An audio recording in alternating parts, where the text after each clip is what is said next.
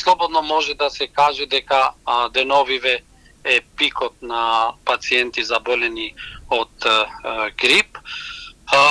Можам да кажам дека на клиникава се хоспитализирани само 10 пациенти кај кого е потврден инфлуенца А или Б. Тие се претежно стари пациенти од старата возрастна група кои имаат доста коморбидитети.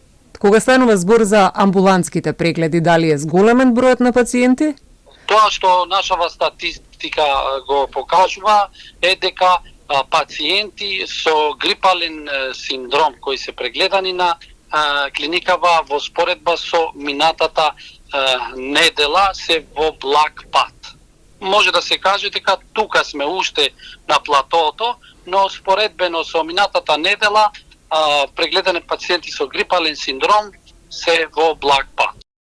Во однос на тоа како се движат последните податоци од Институтот за јавно здравје, гледаме дека има благо намалување на бројот на заболени во текот на последната недела регистрирано, некака за 5% помалку. Меѓутоа тоа не значи дека сме го поминали. Пикот може да во втората половина да очекуваме мали осцилации кои што ќе се движат околу бројката 3000 на заболени.